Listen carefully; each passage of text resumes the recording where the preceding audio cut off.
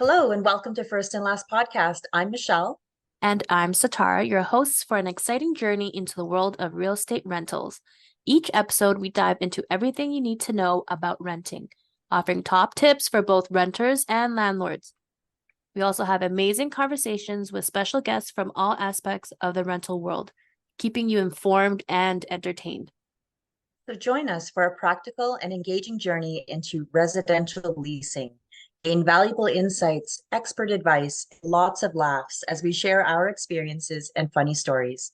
Welcome to First and Last Podcast, where renting becomes a breeze. Let's get started. Yeah, today we wanted to talk to you guys a little bit about the pros and cons of being a landlord. So maybe you are a current homeowner and you've got that basement apartment that you're looking to rent out, or maybe you just got into an investment property, you purchased a condo, and you figure you just want to rent it out. Well, what does that look like? What does being a landlord entail? So today we're going to focus more on the challenges of being a landlord. The obvious benefit is, creating or generating passive income. We all know that owning real estate is definitely a way to building long-term wealth, but we want to focus more on the actual challenges today and let you know what it really is to be a landlord, what that entails. Yeah, And that some of those challenges Satara will get into. Yeah. So a lot of the challenges that you're going to look at when you're a landlord is, tenant placement, the management. So you're going from marketing, showings, documents, reviewing applications, from deposits to leases and rules for landlords and tenants. And then another important point is the property maintenance. So what are the fixed and unexpected expenses that you have as a landlord? That's right. So you want to be a landlord. So this is where you start. It's the most important thing is, do you want to do it yourself? Do you want to DIY this, or do you want to hire a realtor? Those are really your two starting points. Do it yourself, hire a realtor. So really briefly, what's the difference? Why would you hire a realtor? Well, you're basically getting their experience in the field. If you're new to being a landlord, it's not like it's not super simple. I'm going to be honest with you. There's a lot of research and work that's involved. So using a realtor, you're using their experience. They're handling all of the marketing. They're showing and scheduling appointments for you. They're preparing the documents. They're reviewing the documents, pre-qualifying your tenants. The list goes on and on. And yes, there is a fee associated with that, but that's what you're paying for. Now, if you want to go independent, well, basically now you're the realtor. So you're doing all the things the agent would normally do, and then some maybe. So really it's not a lot of cost, but it's your time. And as we all know, time is money. So it really depends, what route do you want to go? Do you have the time and energy to do this, or do you just want the experienced realtor to do it? So that's where we would start. Let's say you've decided now, you know what, I don't want to go the agent route. I'm going to do it myself. Okay, no problem. Step one, we got to look at pricing. What are you going to price the unit yet? So before you get to the marketing part, what are you going to price it at? So it's very important to look at comparables in your area. Get online, Google one bedroom basement apartments in whatever city you're in. Okay, look for properties or units that are similar to yours. So if it's a basement, look at basements. Look at what's currently available and what's recently leased. And when I say recently, I'd say in the last month to 3 months maximum, but more recent the better, to give you a better gauge, because the residential real estate world works very quickly, and things change and prices change very drastically. So they may be going up, you may be going down, all depends. And then also, what makes your property better or worse than the comparables? And then that's how you know if you can charge a little bit more, or maybe, I should charge a little bit less. But more importantly, timing. Timing is important. When do you need to rent it out by? Maybe you might consider pricing it at so you can get renters in quicker, so you can get more showings and rent it out. And if you have a little bit more time and you know the market may be increasing in value in the next couple of months, you might want to price it a touch higher just to see if you can get that price, because you can afford the time. So really look at your current situation and what your needs are right now when it comes to pricing. We're going to get into marketing. So let's say you've got the price. Now what? So Sitara, marketing guru is going to go through some top tips for you to consider when you get your unit up on online. Yeah. So when it comes to marketing, and I think it's like something that everyone should kind of keep in mind, you can have really good marketing, but if your price doesn't meet the market rate, doesn't matter. You can have the best marketing in the world. If it's not meeting that market rate, you are going to have a hard time getting your unit or your place rented out. But most important things to keep in mind is photography. So if you have a unit, when you're taking your photos, don't use, a camera from, the 2000s. Try to use a new cell phone, use your iPhone, preferably actual camera, digital camera, and have the unit staged if you can, if it's a bigger space, or if it's a smaller space, have it empty. The more you spend on your photos, the best part is you can just reuse them. So the next year you're going to reuse them again when the tenant moves out. You're not going to be spending the same cost over and over again. So if you get it right the first time, the better. And the second part is making sure the space itself looks nice. And that means trying to take your photos during the day. It's important for people to see that natural light coming into the unit. There's a lot of questions that you get. Is like, oh, is it bright? And you always see that in listings, is bright, open space. And that's what's Yeah. important, is showing that natural light coming into the unit. So do it during the day, unless you have like the special like night lighting on the, outside of the building. Like, do your photos during the day, and then try to look at the limitations for social media. So your photos should be looking at, if you're doing landscape, remember to do some portrait, because vice versa, it's all about what you can use after in social media. If you only have landscape, you're going to have a hard time because you have to crop a lot of stuff out that maybe you want in your photo. I know a lot of people like to do that wide lens, fish eye kind of look. Just keep in mind that, like, if your place I is like do that. under, yeah. Keep in mind that if your place is like under 200 square feet, it's like 100 square feet or something crazy like that, your fisheye, just keep in mind how it actually distort the image. And when people come in, you might get the chance where we're like, oh, this doesn't even look like the same place. You're hoping that they're like, wow, this place doesn't even look like the photos. It should be like, it looks better than what you have on the photos. Um, Staging Mhm. there's a cost with staging, but it's something that I think if you can really, let's say it is a smaller space, if you have good staging, then it gives people more of an opportunity to visualize your stuff in there. Like, some nice staging will help showcase how can you live in a 200 square feet unit. And then from there you go into your paid advertising versus free rental sites.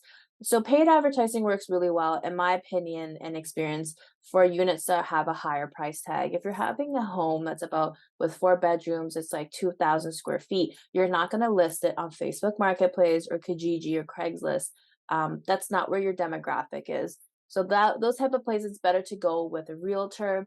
You're looking at high price tag, more of a cost associated when things go wrong. If a unit, you rent to the wrong person, it's sitting empty, that place is, you rent it for 5,000 a month. Imagine that headache. So kind of keep in mind when it comes to renting which platforms. So you have a lot of free websites. You can use Kijiji, rentals.ca, Zumper, Padmapper, Facebook Marketplace, like I said, Craigslist even. But it's, And just again, be, these are all sites that are based in Toronto though, right? But like yeah, just check your local cities for whatever exactly. popular Exactly. And I yeah, think each city is probably different for where you can, list your unit. So I think right. Michelle's going to talk a little bit about after the marketing. And now you have people who are interested. How do you manage those showings, Michelle? Now your phone is ideally ringing off the hook, right? Yeah. So let's say, you got the marketing up and you have tons of people. You're getting emails and phone calls and text messages. What do you do? How do you manage it? So first things first, before, you actually make your marketing live, you should have an idea of when you can actually be at the property to do these showings. So you know how to respond to these prospects and say, hey, yeah, I'm available Tuesday, Wednesday, Thursday from 6 to 8. Let me know your availability, like at least have an idea of when you can show. Um, Create a calendar. Please create a calendar to keep yourself organized because we all have busy lives outside of, renting units. Um, Create a calendar, Step one, get the prospect's name, phone number, and ideally their email, but most importantly, the phone number, their cell phone number. Um, and if you have the time, I would suggest asking pre-qualifying questions. What does that mean? Um, Most importantly, when are you looking to move? These are very Mhm. simple questions that kind of help you decide maybe I shouldn't book them in this time, and maybe they didn't read my ad and they didn't realize I'm looking for someone for August 1st and they're looking for December. So do you really want to be showing someone your unit, wasting your time going there when they're not even looking for this same time frame? So Mhm. ask the right questions. When are you looking to move? Does it kind of meet with what you're looking for? Yeah, okay. Is it just yourself? Is it just you, or is there other people? Because you want to know how many people would be moving in there potentially, right? Give you an idea. Are you bringing in any pets? Just good knowledge to know. As I mentioned, you get their name, their phone number, and more importantly, when it is the day of the appointment, follow up with them. Mhm. Especially if you Yeah. only have one or two, maybe for that evening, and you don't live at the property, and you're driving 30 minutes, an hour to get there, and you assume they're coming. They told me last night they're coming. No, no, no, no, no. I've been working in this business a long time. A lot of people have good intentions, but they forget. They're not top of Mhm. mind. Mhm. Unfortunately. So just shoot them a text, call them, hey, I'm just following up. You're meeting me here at this property at this time. Please text me back. Please call me back and confirm. That way you're not wasting your time, driving down there and getting frustrated with the process. This is always to avoid frustration because there's a lot more coming after just showing the property. So that's Yeah. that's a big part. Those are my tips when it comes to managing the showings. Yeah. And just to touch base, Yeah, Michelle, on managing the showings, and you said, you're getting their info. Another kind of right. tip is get where they actually saw your listing from. That's actually something I wanted to include is Mm, maybe you're right now, that's a you just great tip. have one unit and you're just renting out. It's great to find out where you're getting these leads from. This way, in the future, when you relist a unit and you maybe know for a fact, like your property for some reason did really well on Kijiji, then in the future, Yeah. to then just list on Kijiji, maybe bump that ad a bit more so that in the future you have an Mhm. idea where to allocate your budget, your marketing budget. And even if it's 1 unit, 10 units, whatever the case, it's always good to get an idea of where these people are coming from. Maybe you're getting 100 of leads from, rentals.ca, but they're not qualified leads or they're not working out for you. Then you get an idea that, maybe this platform doesn't work well for you. So it's something to keep Mhm. track of. I like to call it like marketing analytics. It's really important. This way, in the Uh, future, you know what your budget's going into. Okay. Again, sorry, just for everyone out there who doesn't know what a qualified lead is, what do you mean by qualified lead? So let's say like someone that would be actually interested. So like we have a lot of, let's say we're gonna touch base a little bit into like buying and selling. When you have a lot of people who are just looking for Yeah. fun, qualified lead would be someone The that's looky actually, loos, I call them. yeah, like looking to rent your unit. And sometimes you'll get qualified like leads are, do they just call or they're interested but they're not truly interested, they're just kind of looking and they want to see what's out on the market to rent. I want to look for my son next year. That's not really a qualified lead Mm, because the chances of son next year contacting you is probably pretty slim. So things like that where someone's mm. actually truly invested in renting with you and actually becoming, that sale, which is how I see it, that sale for that unit. Yeah, totally makes sense. Absolutely. Okay. So what do you do now? Let's say you've been showing the units and it's been a week and you've got a ton of people texting you or on the spot at the showing. They're saying, I'm interested. How do I apply? What do I do? And you're like, I don't know. So here's what you do. It's very simple. Give them information. So be prepared. Have rental applications ready with you. Every city may have their own rental application. I know Toronto does. It's just a two-pager document that you provide to the prospect, and they're filling out, employment information, where they live, and other details about the rental, like their intentions to rent your place, what's the price they'd like to offer you, so on and so forth. Um, Next thing you want to ask them is also let them know if there's any additional fees. So, yeah, this is the price of my unit, but are they paying utilities? Is Mhm. it included in the rent? I think these are all things that are very important to let the prospect know because that might change their mind. Oh, I Mhm. didn't Yeah, for know sure. hydro was extra. Yeah. I'm not interested anymore. That Electrical happens, right? baseboard heating. Oh, I was hoping Mhm. electric baseboard. That's a huge Mhm. expense. Some people don't. So 100% be transparent. Don't lie. Yeah. Tenants will Yeah. find out, and then you're gonna have a bigger problem when they become your tenant and they're complaining. So be transparent. That way they know they're making an informed decision. So let them know about the utilities, cable and internet, if it's included or not, what that process is like. If you require tenant insurance, which you should, it's a whole other story. Things like that, the additional expenses, so they're not, surprised. Other questions to ask them so that you can help prepare them to apply would be asking them what they do for work. There's nothing wrong with asking that. Hey, what do you do? Are you working? Are you a student? Are you retired? What's your situation? Are you self-employed? And by asking these questions, you can advise them better on what they can provide you in terms of financials, what to prove. Okay, so yeah, there are many examples of that. You've got international students, workers, those different documents that you can request to help them prove their financials. And we'll get into another episode about paperwork another day.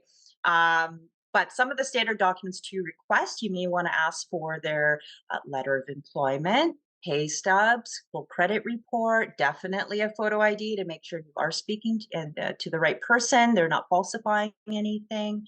Landlord references are great. Maybe a notice of assessment from CRA if you're in Canada. And when you're reviewing documents, so let's say someone sent you everything that you asked for, more or less. Now, you don't look at just one thing. You don't say, well, I don't like their face. I don't like the photo ID. I don't like the, you got to look at their financials. Trust me, I've heard it all from landlords. I don't like the way they look. Their eyes are crossed. Like, come on. So you got to look at the financials. Can they reasonably afford the rent? And I say reasonably because it really depends on other factors, right? You can't just look at income. You've got Yeah. to look at their credit check. What is the likelihood of them paying their rent? Are they responsible with their money? And that's kind of what the credit check tells you. Photo ID is just to verify who they are. Make sure it's a valid photo ID, it's not expired. Very important that everything's up to date and valid. Mhm. Same for work permits and study permits as well. Very important that they are truly allowed to be in the country for the duration of your lease, right? Another factor to consider. So lots of things to review. And all in all, like have patience with the process. Don't put yourself in a situation where you're desperate to rent. Take time, review, Mhm. do your due diligence. I cannot stress that more than anything else because once a tenant is in your unit, it is very difficult to remove them if they're not good tenants. Yeah. Okay, so take that time. Um, Once you approve the person, let's say you're like, yeah, I'm happy with you, we're all good. Now you can collect the deposit for first and last month's rent. Please don't take cash. Try and get a bank draft. Personal check, maybe, but remember it takes time for that to clear. Bank draft would be ideal, that way it's documented. Okay. And then you go into signing the actual lease agreement. In Ontario, there's something called the Ontario Standard Lease. This is a requirement for all landlords and tenants to sign. You can't sign some separate made up lease agreement. It is the Ontario Standard Lease, but check your city and see what's required. Um, After that, very standard key pickup. So you'll schedule once everything's square with the money, the lease agreements, you're all good. Now we schedule the key pickup, which is usually the occupancy date or the move in date, the lease start date. There's different terms for this. It's all the same. Schedule the pickup at the same time. I would do what's called a move-in inspection, where you and the tenant walk through the unit, take photos, so that if there's any existing deficiencies, any issues, maybe you have a scratch on the floor that was pre-existing, take a Mhm. picture of it. It's also important for the tenant to know, so that way maybe you forgot that it was there, and now Yeah. you're like blaming the tenant for it. It's not their fault. Well, now you have documentation. So again, it's all about being transparent. Um, and Ongoing rental payments. So you've got first and last month's rent. How do you get the next month's rent? So this is something that you both mutually have to agree. I know some landlords like post-dated checks. Just so you know, in Ontario, you cannot force a tenant to provide you Mhm. post-dated checks. So they can if they willingly want to. Just like you can't force them to do an e-transfer. It's something you mutually agree on, Mhm. that method going forward. But it's pretty simple. Again, communication, very, very important. So that is those are the really basic steps of getting a tenant to apply to your place and some of the things to look for.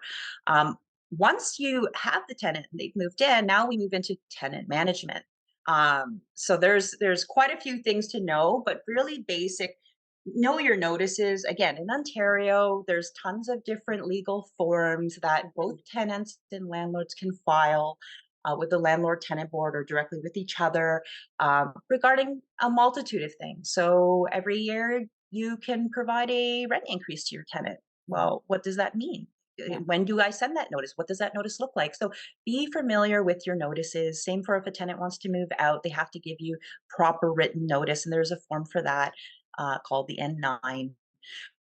Um, but make sure you're following all of those guidelines. Very, very important. Another thing, tenant management. This hopefully doesn't happen for landlords, but unfortunately, it does. There are common disputes that arise. Mhm. Sitara can talk about some of these common disputes. I'm sure she's dealt with that quite a bit in her career in real estate as well. So, what are some common complaints or disputes Yeah. that landlords and tenants would have? I think it's like, let's say you have a property or a building where tenants are disputing amongst themselves. What happens? How do you Oh yeah. mitigate that? And I think it becomes like an issue when one person starts harassing somebody. So there's a lot of steps that you can take Mhm. with that. You can, issue one. I think there's like I forgot the notice is called, but there's a notice that you can give out to tell the tenant to stop. And if it continues, you can then file motion to then get them evicted, because at the end of the day you want to provide a safe environment for your Right. other tenants. So if that has to Mhm. happen, then you have to unfortunately kick them out. You have then, like, there's so many other, let's say, there's an emergency, there's no hot water at the unit, Mm. and you got to give the tenant a Or the 24 house hour. or whatever, Yeah, yeah. yeah, Mhm. you have to give the tenant 24-hour notice, and then they're like, "No, sorry, come back tomorrow." That's not how it works. The 24-hour notice is 24 hours. Like, "This is your 24-hour notice, I'm coming in to fix it," because, For again, emergency. for Sure. emergency, Mhm. and no hot water is listed as, an emergency. So there's things like that where you have Mhm. to kind of keep track of, and I think Michelle will agree with me on this, is like, keep a paper trail of everything. So if you've given this Yeah. notice, paper trail. If the tenant's contacting you, send an email back follow up. This is what we've discussed here. This is the steps. Yes. This is what needs to be done. I think at the end of the day, it covers yourself a lot when, if any issue is to arise where you have to go to court, or, there's a Right. dispute amongst, like, the tenant with what you've done. This way it's recorded. You have everything, and it's clear and concise on what steps you've taken to mitigate those issues. There's so many, like, noise complaints. A lot of times you have to. No, I think you brought up a good point too about mitigation. Mhm, A lot of times when these court cases go to the LTB, tenant landlord disputes, what the landlord tenant board essentially is looking for from the landlord side is, what did you do to mitigate? mhm, Were your intentions good? Did you do the right things at the end of the day, or did you just make it harder for everyone involved? mhm. Right? That's what they're looking for. So you're right. Paper trail everything, document everything. There's nothing wrong with that. So good point. Yeah, and I think it's important to be, just self-aware when it comes to, like, dealing with, let's say you have a difficult tenant, whatever it is, just record everything. We don't necessarily record, physically interactions, but just note it down in an Paper trail. email. Yeah. Just Yeah. record it down, what they've said, what you've done, or, email them Mhm. back saying, we discussed this and this is the steps that we're taking. This way, you kind of have an idea of, when you need to go to court, you have the information. And I think sometimes we forget to do that when we're dealing with tenants, because you're so, like, in the moment of doing things. But it's really important. Right. That's my, like, number one tip when it comes to dealing with tenants, is just to make sure you have everything written down. Mhm, mhm. Can you touch on one more thing, Sitar? What's your opinion on being quote unquote friendly with your tenant? Do you think it's a wise idea to be friends with your tenant, like extra nice and giving them that cup of sugar when they ask for it? And what are some of the benefits and the risks of being too friendly with your tenant when this is a transactional business? Yeah. Do you have any Um, experiences with that? I think when it's too friendly, it can be a little too detrimental. Like, actually, at one point, I Mm. used to live on one of the properties, and they found out I worked for the property management company at that time, and then they were just like, it became a little the boundary. You lived in the property that you managed Yeah, physically, or that you were, yeah. yeah, and no fault of the tenants, but it just became like, they're like, "Oh, hey, when is this gonna happen?" And it was just kind of like, I don't know. So you don't Yeah. really.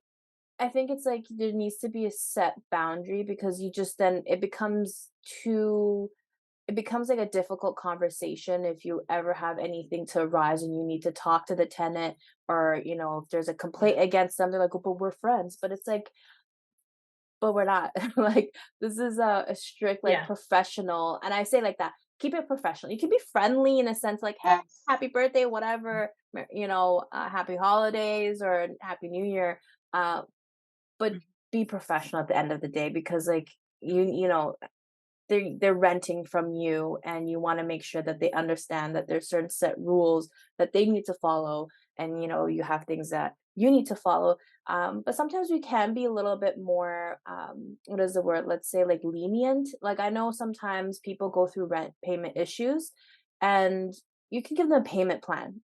Things happen. Let's say you've had this tenant for True. 10 years and they're great, and hard times came. Yeah.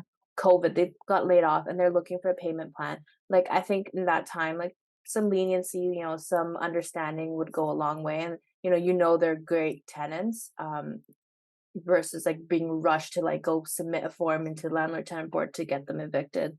So I think healthy boundaries are important, just to keep it professional.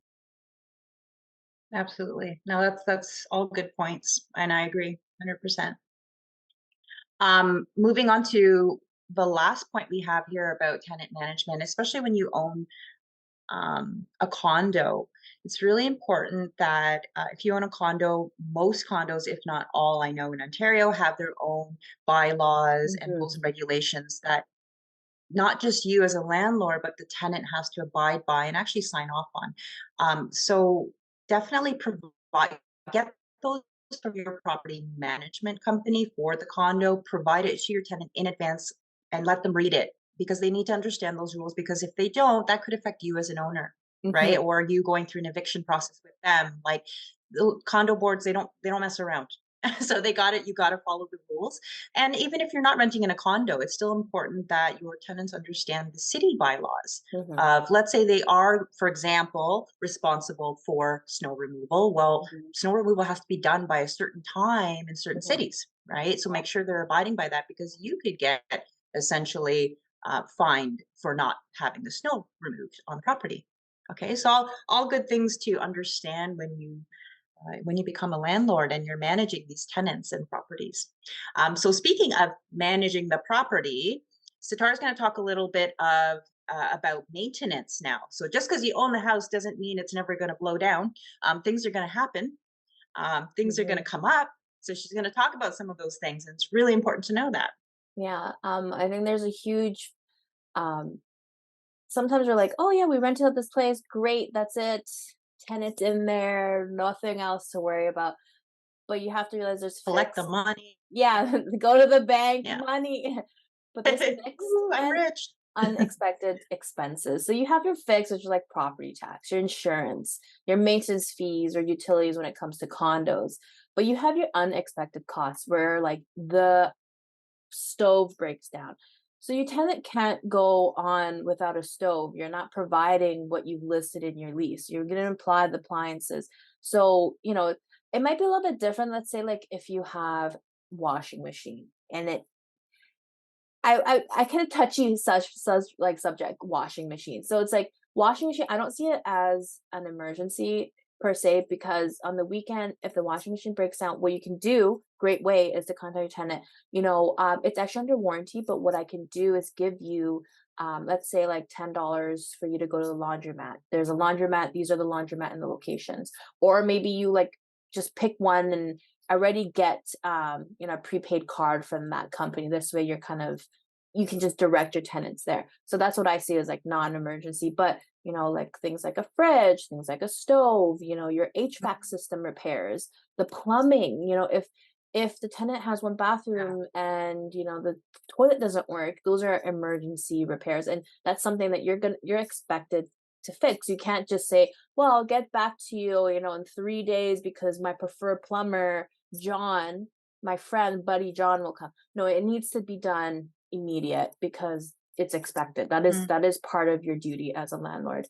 And that includes like safety for tenants. So, salting outside your property or yeah. snow removals and stuff like that, things like that, like all kind of come into play. Like you have to provide a safe environment. The last thing you want is your tenant to fall outside and then they take you to court.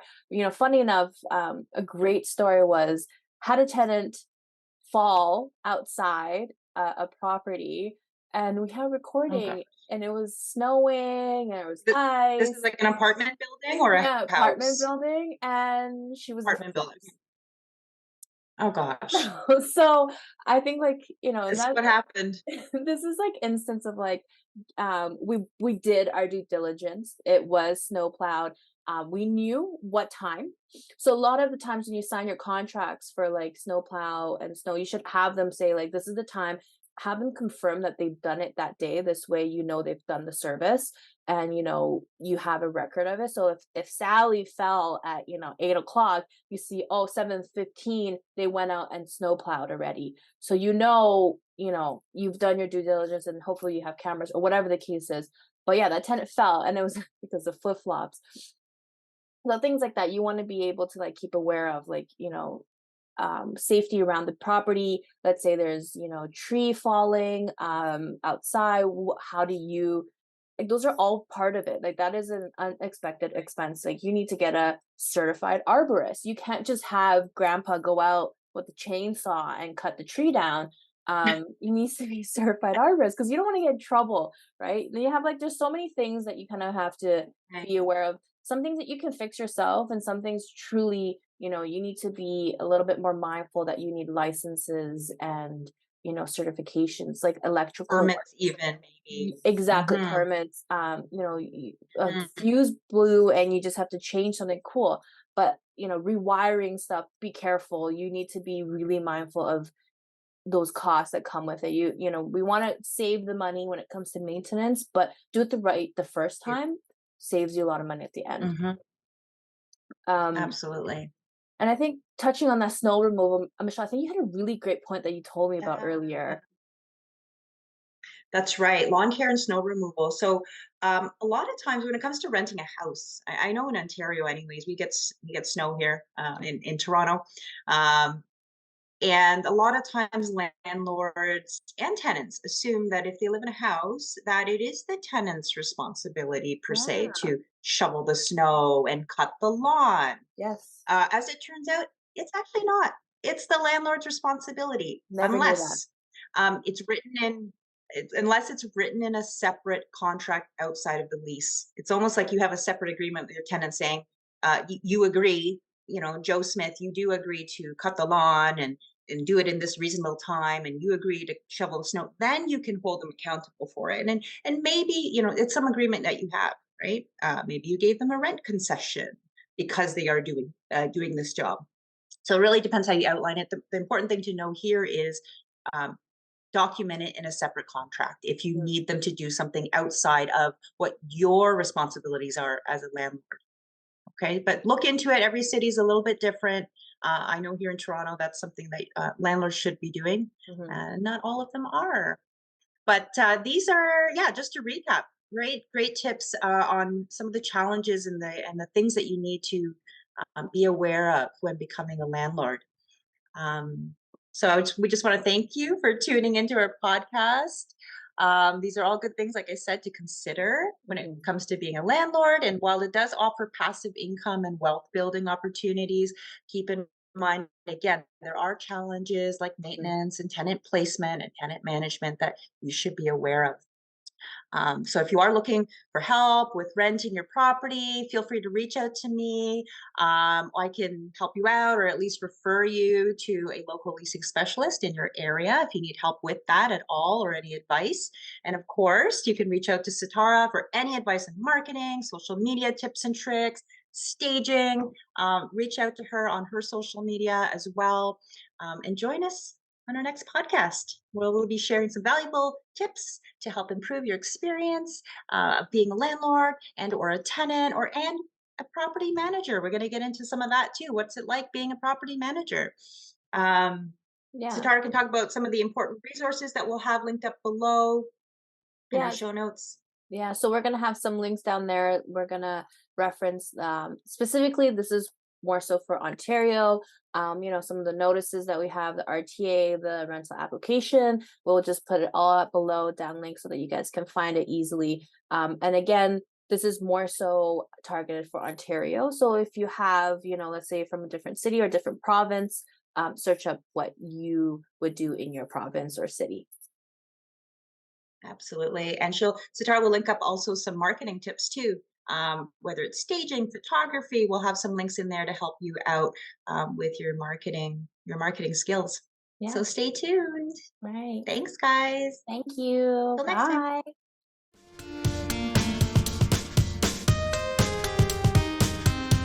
This podcast is for educational purposes only and is not intended to replace professional legal advice. We are not responsible for any losses, damages, or liabilities that may arise from the use of this podcast. The views expressed in this podcast may not be those of the host or the management. This podcast is solely for entertainment purposes. Please consult a licensed professional.